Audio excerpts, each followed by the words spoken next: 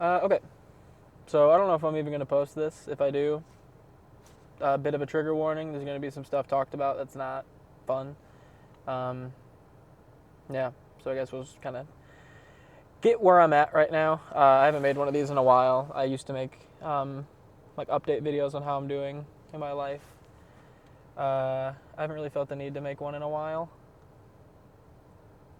I do now because I'm not doing good, if I'm being honest. Um,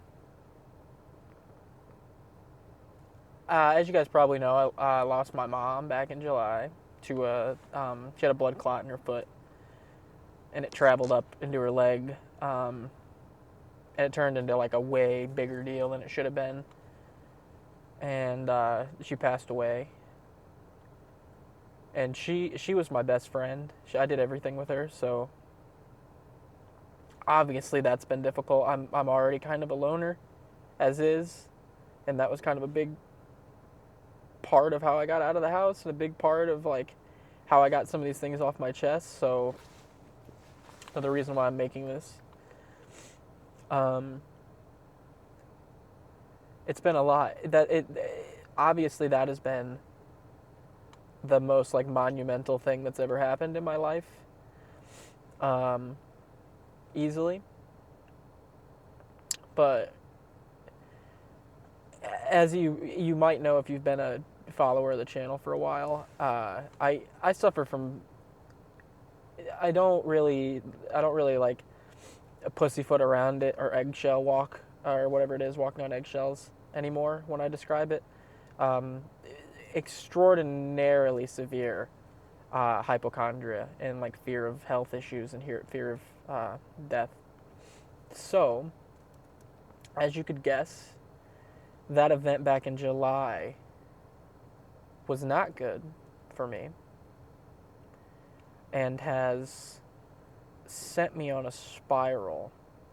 So, just so you can understand how severe this can get for me, and maybe so you feel understood, maybe if you go through, um, anxieties and depressions that are monumental. Um, so, over the last, we'll do 7 days just to kind of microcosm it. 7 days ago, I was convinced I had a kidney stone. I was convinced that I was going to have a plugged urethra. Convinced. Um, and then 6 days ago, still convinced. Panic attacks every day about it. Terrified to go to the bathroom. Shaking, sweating, can't sleep, all that. And then third day, I go, I can't do it anymore. I've got to go to the doctor. And I don't go to doctors. I'm petrified of doctors, especially now. So I was like, that's kind of a big thing for me to be like, all right, let's just make sure it's nothing. So I went and got a urine test ran. And I don't have an infection. I don't have any kidney stones. So when that came back like that, I was in a good mood. I was like, okay, good. I don't have a kidney stone. I don't have an infection. It's not going to get blocked. That's good. Um, Came home, took a shower, got out of the shower, and had this thought in my head of like, what if something happened with your heart? And I kind of knew it was coming from like an anxiety driven like thought processy or whatever. Um, so I was kind of like a little bit of anxiety about the anxiety where I was like, please don't do this. Like we just got over that symptom. No need to do that. We'll be okay. Um, I didn't listen. I take my pulse. It's like 120. I'm like, that's really fast. It's a really fast pulse. So I started freaking out about that. Full on panic attacks for that day and the next day, which isn't good for your heart, which adds extra anxiety on top of all of the ones that are already, all the anxiety that's already existing. So 2 days passes with that. And I'm like, you can calm yourself down. Just calm down, calm down, calm down, calm down, calm down. And I couldn't calm myself down. So I went to the bathroom, took a piss, and I was like pushing really hard to piss. Not because I had to, just pushing intentionally. And got this little, ooh, stingy pain because I was pushing so hard. And then I'm like, There we go. Let's focus on that again. Focus on that again. It's not your heart. It's not the same thing that happened with your mom. Just focus on that again. So I did. And I had another night of awful sleep, panic attacks, cold sweats, dry heaving, the whole nine. And then I woke up the next day, felt my pulse, and it was 55 at resting. Which you might think, good, it's not fast anymore. You were able to relax. No, I had to look that up, and come to find out that's something called bradycardia or whatever, bradycardia, where you have a really slow resting heartbeat and it can kill you. So my brain goes, oh no, and that was yesterday. And today, I'm currently still absolutely losing it that my heart rate's too slow. I keep measuring it at like 55. And I'm like, that seems really low, especially when I'm going through this much anxiety. And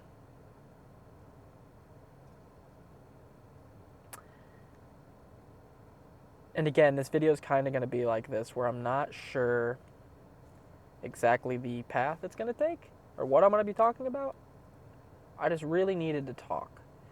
So there's the whole thing with my mom, which has been awful. And then there's the anxiety, which I can't distinguish whether or not it's anxiety, whether or not it's an actual medical emergency, or whether or not it's my defense mechanism to not think about my mom.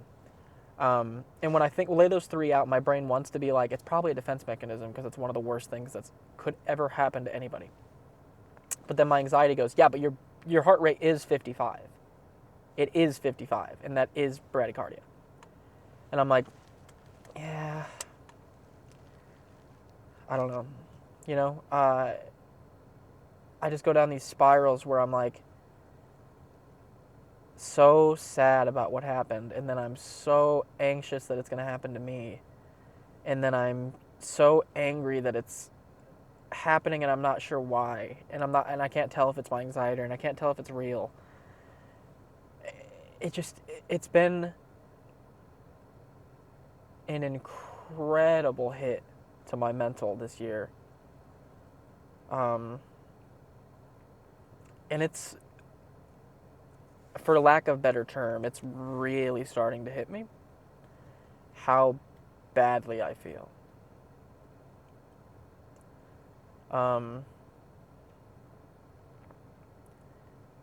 Yeah, I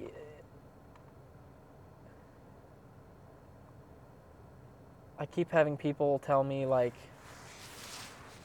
you're almost at 10K. That's really cool. You should feel good about that. And I'm like, I don't feel anything about that. I don't feel anything about that. I feel scared all the time. That's like all I feel all the time. It's just scared.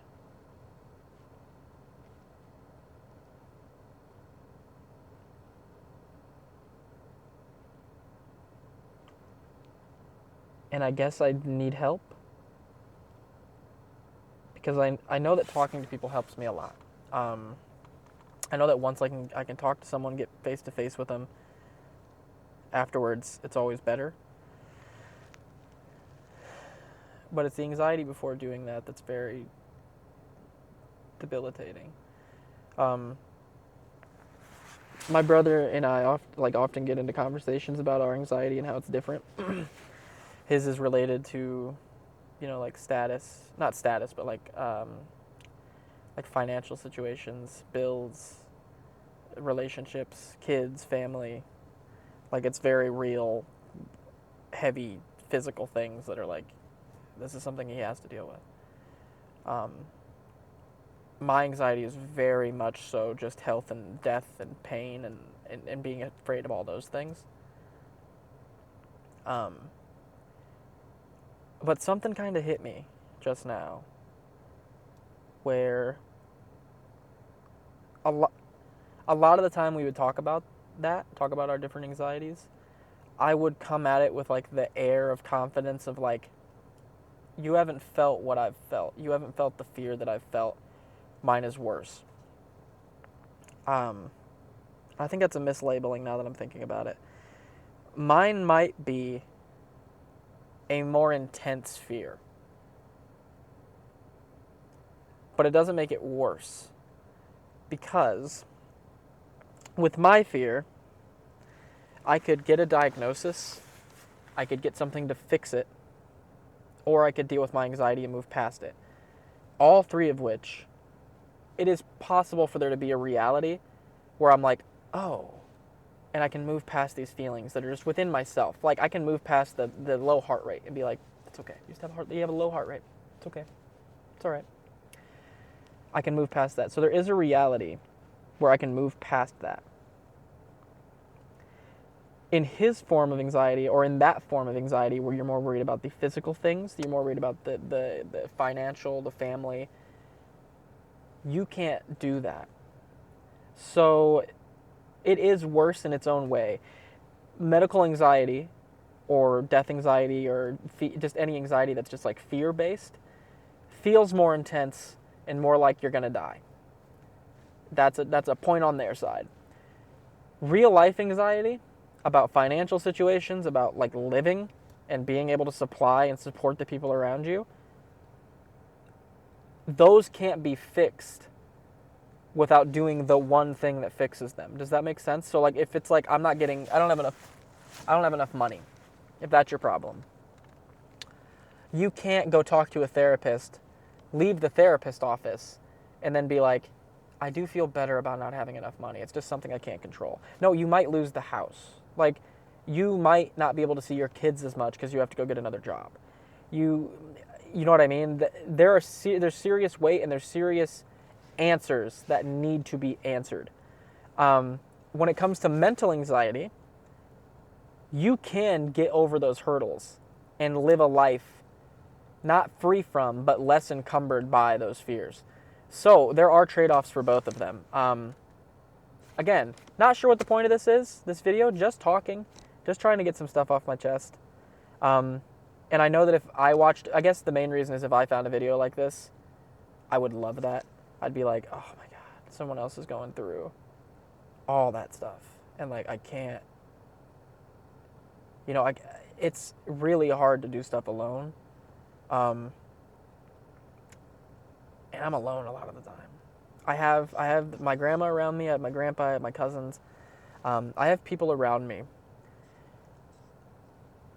But I don't have that person in those people. You know what I mean? Anymore. Which really is hitting a lot and making me feel very isolated and alone. And obviously more fearful because of that. So, yeah, I guess that's kind of, no, I got more stuff I want to talk about. I guess this video is for people that are searching, like just looking and trying so hard to find not peace or happiness, just a solution, you know? And I just want to kind of express maybe some of the things I've done that I've been trying to pursue to make me feel better, what's worked, what hasn't. Yeah. So you guys kind of know where I'm at now in my life. Even right now, as we're talking, all I can think about is my heart rate. All I'm doing is trying to catch my heartbeats and like keep track of them. I'm getting like a little bit of a pain in my shoulder and in my chest, and I'm like, oh God, that's probably because it's dropping really low. I'm fighting everything in me to not check my pulse right now. It's hard. It's a lot of obsession of like looking up just like graphic images of surgery and like looking up things that could kill you and looking up every single bodily function that I'm experiencing until I find one that's weird. and not being able to like go out to dinner with people, and not like people invite me to a sports game and I have a panic attack and I'm like I'm not going to do that. Sorry. Like Christmas giving me anxiety. Like just going places not only giving me anxiety, because I understand that it gives a lot of people anxiety. A lot of people have anxiety going out to restaurants. A lot of people have anxiety on Christmas. People have anxiety. I I I need help figuring out how to control the decision making process, because right now anxiety controls my decision making process, and I all honestly don't in all honesty don't know how to fix it other than just cold turkeying and being like fake it till you make it. I am only allowing myself to respond positively to things, um, which does get me excited. I do get a little burst of like, yeah, I'm in control. I can have a good day if I want to. But then I get like a cramp under my rib that like makes me like not able to move for a couple seconds, or then I get like a really sharp pain in my lung or my heart. Then I get a headache. Then I get dizzy. And I'm like, shit. Like,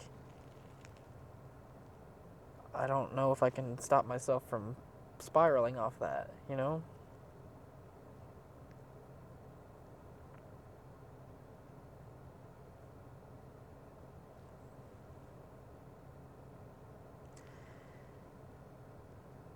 So yeah,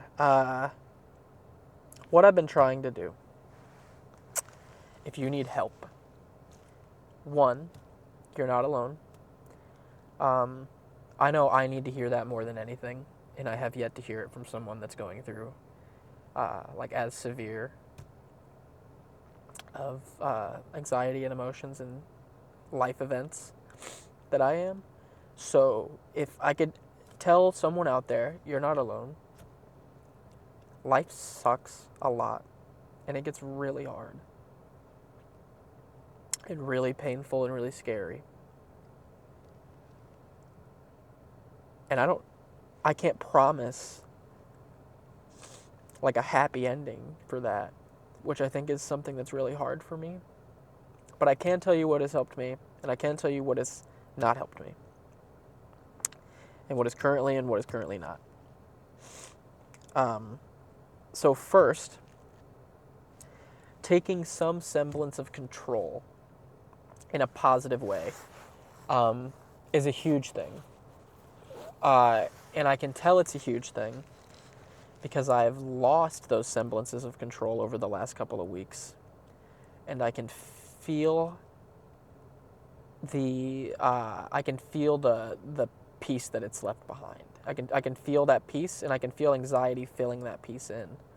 Um, so the first thing I did was try to take some control over my diet, which you guys are aware of. I'm sitting at 230 right now, which I've been at since before Christmas. I tried to just stay at 230 till after Christmas. I was like, if I can manage to stay there, that's fine. I started at 252, so I lost 22 pounds in like a month and a half, 2 months, which was a great way to gain control. But what I want to kind of specify, I want to just help people out that are going through this. It won't make you feel better. You might have some like symptoms that go away. While you're making food, you'll feel better. It feels great to like be preparing a meal and making food. You'll probably feel better during that. Going on the walk, you'll feel better. Doing the thing, you'll feel better. Afterwards, when you're alone, when you're calmed down, when you're with yourself, you still have anxiety. You still have depression. It's still there. You still have the fear. These are all about finding which little pieces work to finally make it doable to live with this anxiety, depression, whatever it may be.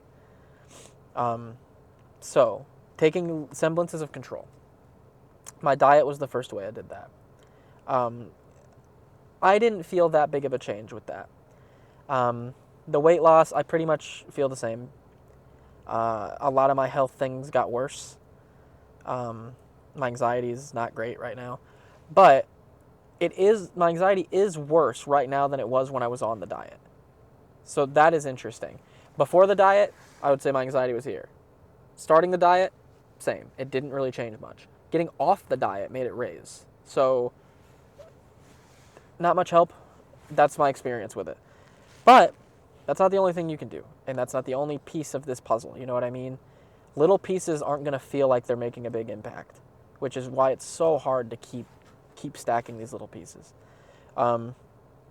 So, along with the diet change, there was a physical fitness change that I was trying to implement. I'm not doing it now because it's so freaking cold and I have nothing inside to exercise on. I've been like lifting my weight in my room and like doing push-ups. But those help too. But when it was nice out, I was going on like a 2-mile walk every day, which was nice. That helped me a ton. That is one thing I can say definitively helped me immensely, was during physical activity, I almost don't have anxiety. See, like right there, I almost got a cramp in my neck, and that almost made me freak out. I'm just being honest. I'm laying it all out on the table. I don't care anymore. I need people to be helped. I need me to be helped. So I would go on a 2-mile walk every day. And during the walk, I felt awesome. During physical exercise, I feel fantastic. Like I was just in there during a panic attack doing jumping jacks, crunches, what are they called? I can't remember what they're called. Crunches, squats, push-ups. I felt great during that. Second I stop, again, it kind of all comes back. But it's another piece. Physical fitness is another piece. And again, just like the food, I know it's another piece because I haven't been implementing it. My car's about to die. I haven't been implementing it, and I feel much worse. And the third thing I did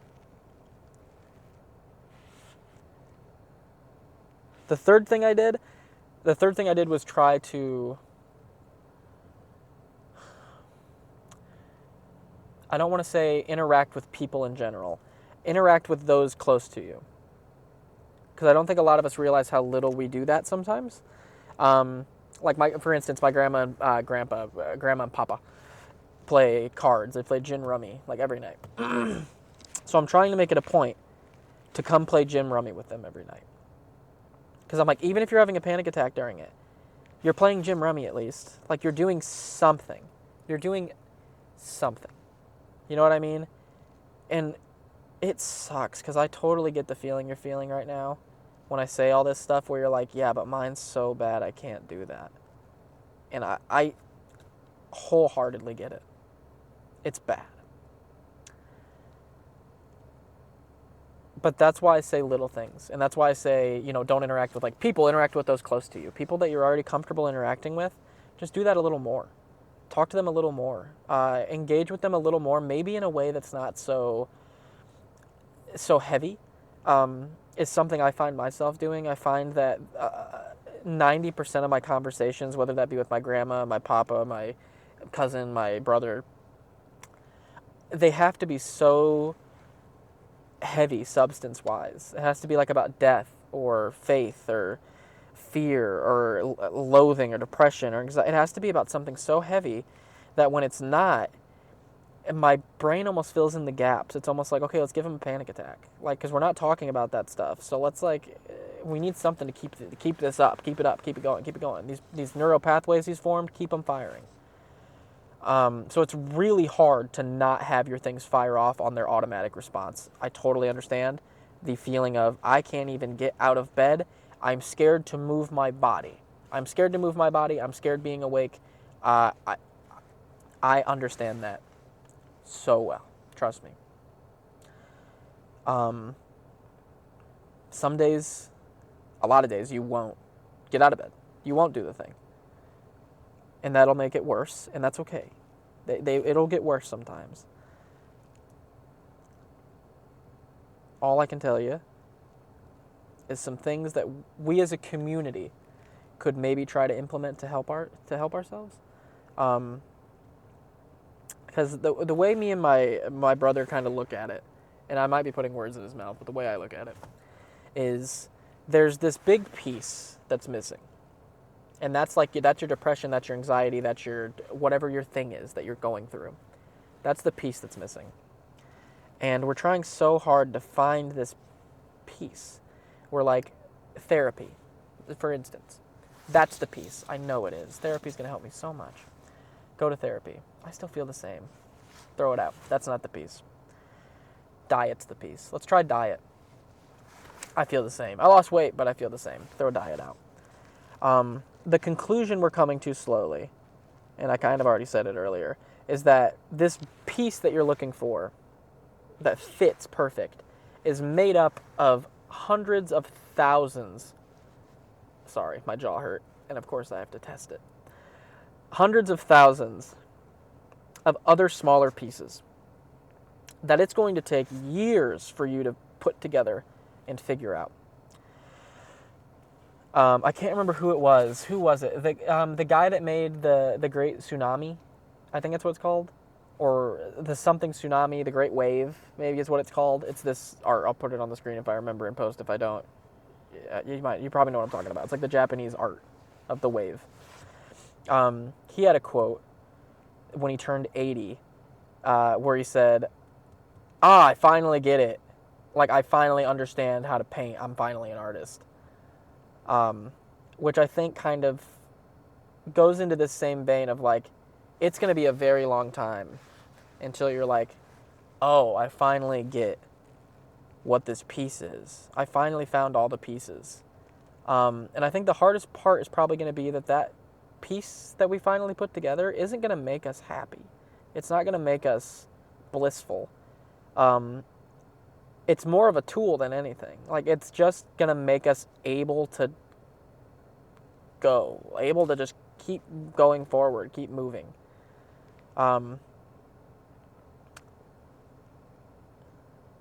Which can be a little disheartening, but it's also nice to know that everybody's going through something. Everybody's got these things that they're going through. Everybody needs to deal with them. Everybody has these puzzle pieces they're looking for.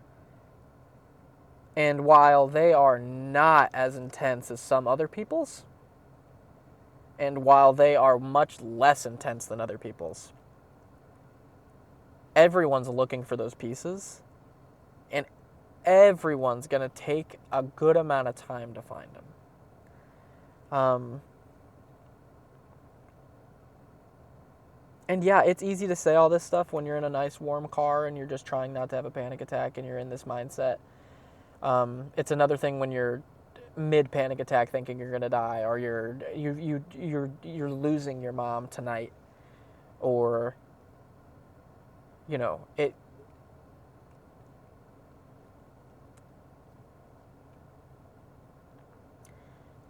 I understand it gets hard. 2024 was one of the hardest years I've ever had to go through.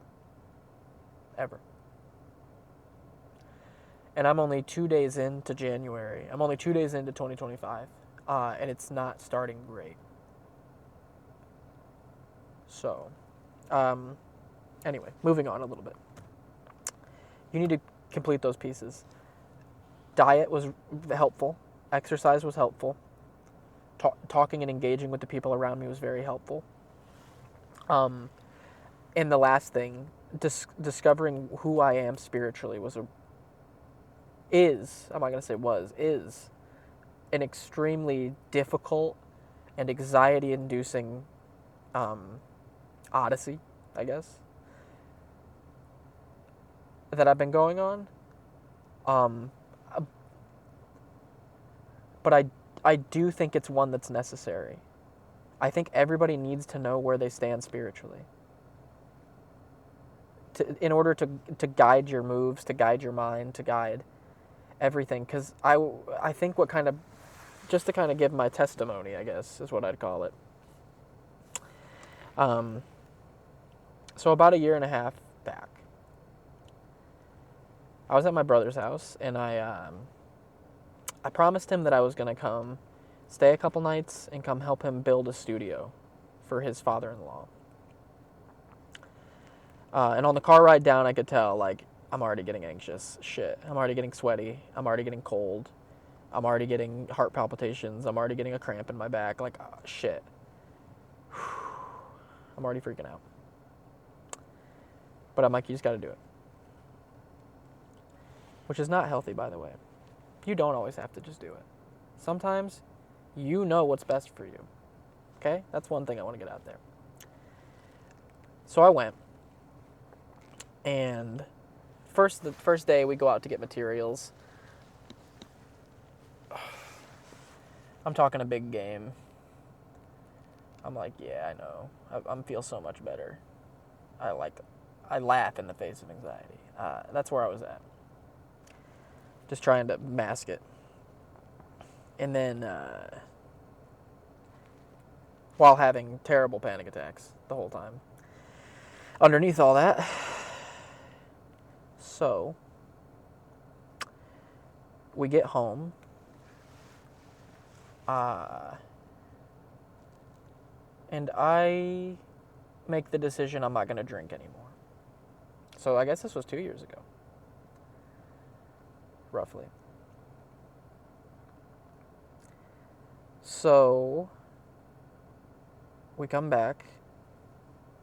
And I'm like, I'm going to drink one more night, and then I'm not drinking anymore. So we all drink. That was just an excuse, so I could drink, so I could not feel scared. So we all drink.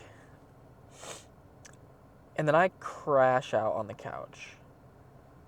And I wake up at like 2 a.m, covered in sweat. Like, when I say covered, I mean covered. I mean, the couch was soaked. Every article of clothing I had on me was soaked. Absolutely drenched. Blanket, absolutely soaked. It was also summertime, so he had the AC in the house cranked. So I was shivering so badly that you could see the muscle going across my ribs, like twitching.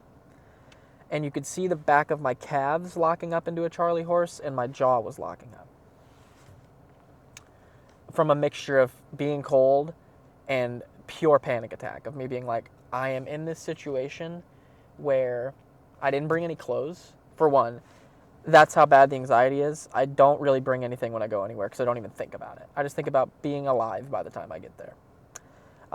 So I have no clothes. Their doors are locked because they have kids. They have a locked gate to get upstairs. And they have Ring doorbells on all the doors. So even if I did get them unlocked, it would wake them up. Excuse me.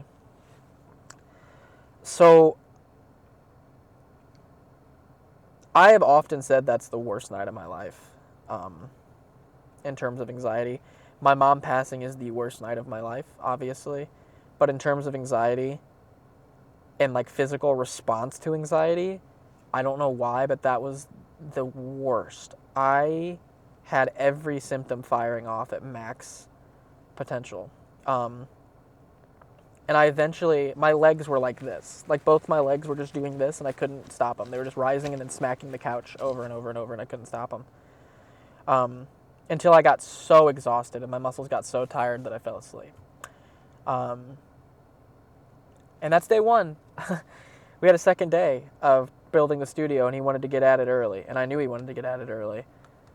So we got up at like 8, and I was running on an hour, maybe, of sleep. I get up in a completely drenched shirt and pants, shivering still, so hard that I'm getting cramps everywhere. I get up, I run upstairs. I'm like, I'm going to go take a shower. Run upstairs, take a steaming hot shower to try to de-thaw me. Which worked while I was in the shower. I immediately got cold when I got out again and freaked out again. Got out, put my soaking wet clothes back on, threw a sweatshirt that I had brought over my soaking wet clothes so he wouldn't notice my shirt was wet. And then went over into the wood shop to help him cut the things. While I was in the wood shop, I start getting this twitch in my jaw, and I start like not being able to talk to him very well. I have TMJ really bad, so like sometimes my TMJ will go off, and I get a little like mumbly, like my words kind of mumble a little bit. So yeah, I had some TMJ firing off. I had just drank a lot, and that makes my TMJ terrible. I lost it. I couldn't take it anymore. After the night I had last night at his house, and after the anxiety building up and soaking wet clothes still, and I'm shivering, I'm shivering, and it's 80 degrees outside. I couldn't do it anymore, so I texted my mom to come get me. I was like, come get me at Ty's. I can't do it. I can't do it anymore. So she pulls up like an hour later, and Tyler's like, oh, what's up? And I'm like, I'm going home. I'm like, I can't do it. And he's like, oh, are you okay? And I just like felt like a disappointment, like I always do, and was like, yeah, I just need to go. It's anxiety. I'm sorry. I gotta go. He's like, you're okay. You're fine. And we got in the car. I got in the car and started. My mom was taking me home. I was listening to the Kanye West Sunday service because that was like one of the only, even remotely spiritual or like religious things that actually like moved me a little bit was like those, because I just liked how everybody got so into it. I was just listening to that, looking out the window, driving home.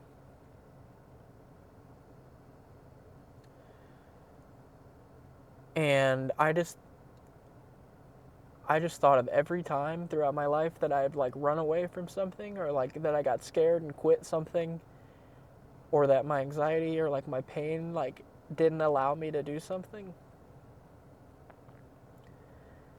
And I had seriously considered unaliving myself when I got home.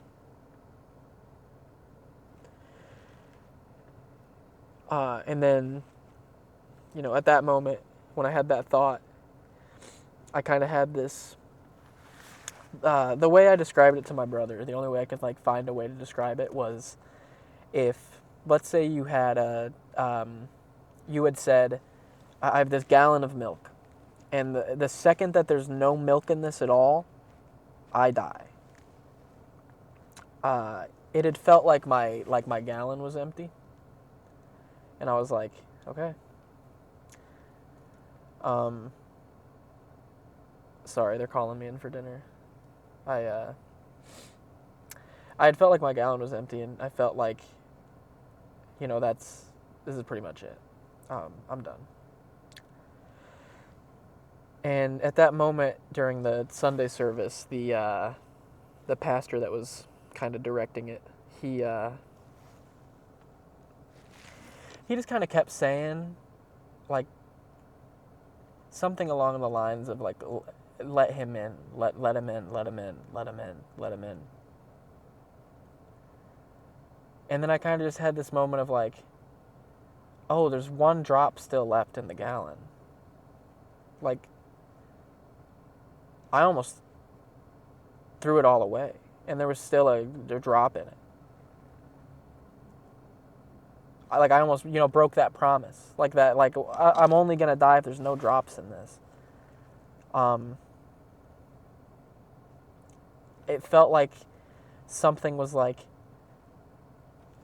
there's a drop left. Like, and that's enough for me to work with.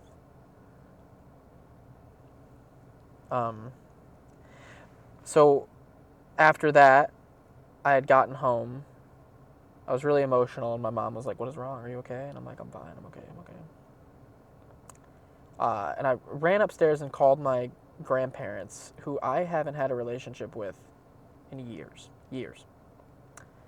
I remember I used to go to church with them when I was younger sometimes. We used to have Christmas with them, and all that kind of faded, and like just we got separated from them, and we just didn't talk to them. I just kind of reached out to them and was like, hey, do you care if I go to church with you next Sunday? I was like, hey, do you care if I go to church with you next Sunday? And they got like really emotional and were like, yeah, of course, like please come with us. And I went with them, and it was all about fear, and it was all about anxiety running your life, and it was all about so many things that were so close to home. It was wild.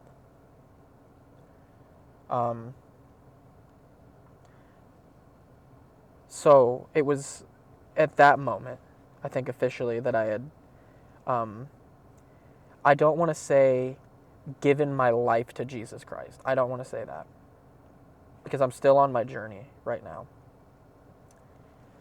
But that's when I knew there was something there that I am very much willing to work towards. I'm very much willing to engage with, and I'm very much willing to be taught more about. And it helps me immensely. Where I'm going with this is not, Bible thumpy or like converting you. Just find what your spirituality is. Find what your beliefs are. Find what clicks with that. Find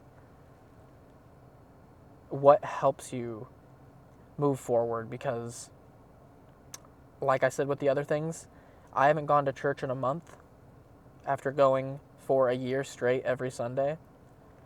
And this has been one of the worst months of my life. And just talking about this, I feel better right now than I've felt in the last month.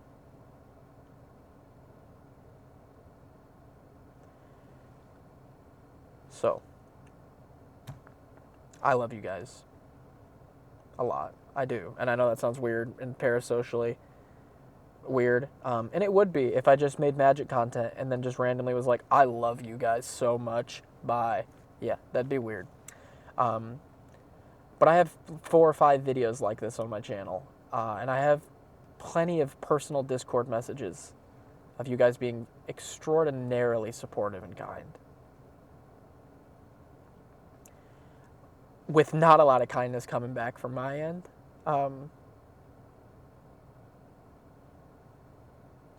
Which I feel bad about. It's not you guys. I'm not trying to neglect or anything. I'm so anxious about everything. It takes a lot for me just to make a video. So yeah, I don't even know if I'm gonna upload this again. If I do, I really hope it can help somebody out. If you know anyone that's kind of even similar to me, even kind of similar, this is probably the most important part of the video. Send this video to them, please. There's been so many times in my life where I've had that gut feeling of I should call this person. I should send this to this person. I should reply to that. And I didn't do it. And it could have helped that person so much. So if you know anybody that feels so alone, who has been close to the end, who maybe just similar at all, just help them out. Maybe if you're that person, I really do hope this helped out a lot. I'm not monetizing this video or anything. As you can tell, there's not any editing either, so sorry about that.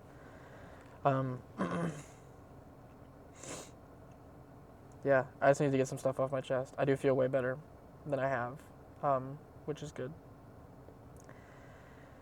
And yeah, I know I said a video was going to be out on the 1st. This happened, so we're gonna take probably a few more days to just figure out what to do and try to engage with some of these more positive things again and try to find these pieces to to make the bigger piece. And if this made no sense and sounded like the crazy ravings of an insane person, you're not as bad as you thought. So, win-win. Anyway, guys, I really appreciate you guys a lot. I love you guys. You are loved.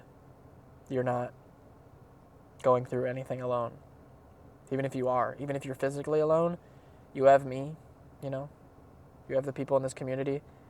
Reach out. Reach out in the comments. Reach out in Discord. I'm being honest when I say that you guys have reached out personally multiple times. It has been extremely helpful. And if any of you guys see anybody kind of in the chat that just, even an inkling of seems like they're going through something, maybe reach out and try to help them out a little bit. Because it gets hard. It gets crazy, spooky, hilarious, crazy, spooky, hilarious. Sorry. Just some more ravings of a crazy man. That's it. That's all I wanted to say. Was everything and nothing at the same time. 2025 has to be better. And something has to change. So I'll see you guys.